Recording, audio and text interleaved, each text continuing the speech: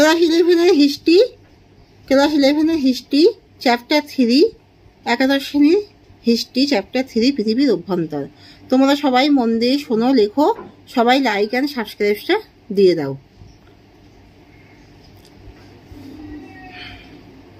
দেহ তরঙ্গ কি? ভূমিকম্পের সময় কিছু তরঙ্গের উৎপত্তি হয়, যেগুলোকে দেহ তরঙ্গ এবং পৃষ্ঠ তরঙ্গ বলা হয়।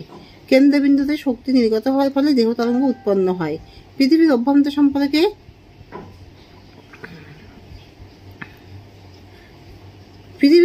সম্পর্কে তথ্য উৎস হলো খনি এবং আগ্নেয়গিরির অগ্নুৎপাত।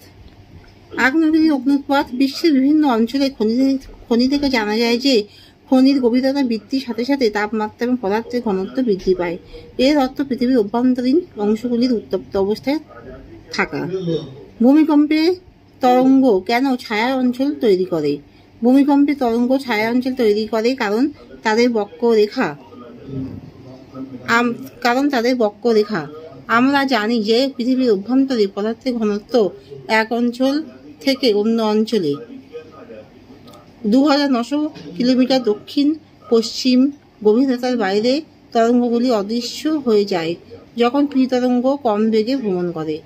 দেখা গেছে ভূমিকম্পের কেন্দ্রস্থল থেকে 150 ডিগ্রির মধ্যে যে কোনো দূরত্বে অবস্থিত সিসমোগ্রাফগুলি পি এবং এস উভয় তরঙ্গের আগমন রেকর্ড করে। ভূমিকম্পজনিত কার্যকলাপ ব্যতীত পৃথিবীর অভ্যন্তরের তথ্যের পরোক্ষ উৎসগুলি সংক্ষেপে ব্যাখ্যা করো। ভূকম্পন কার্যকলাপ ছাড়াও পৃথিবীর অভ্যন্তরের তথ্যের সরাসরি উৎসগুলি হল উল্কাপিণ্ডের অধ্যয়ন, মহাকর্ষ চৌম্বক ক্ষেত্র অধ্যয়ন ইত্যাদি। উল্কাপিণ্ডের উপাদান এবং গঠন পৃথিবীর সাথে সাদৃশ্যপূর্ণ। এগুলি আমাদের পৃথিবীর মতোই পদার্থ দিয়ে তৈরি কঠিন বস্তু। মাধ্যাকর্ষণ। ভূপৃষ্ঠের বিভিন্ন অক্ষাংশে মাধ্যাকর্ষণ বল একরকম থাকে না।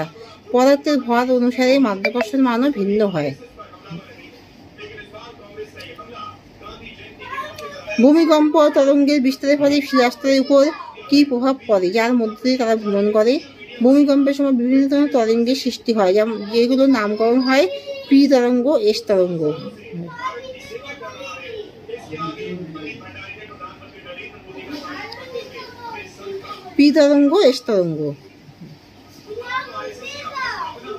নিম্নলিখিত ভূমিকম্পের তরঙ্গগুলির মধ্যে কোনটি বেশি ধ্বংসাত্মক?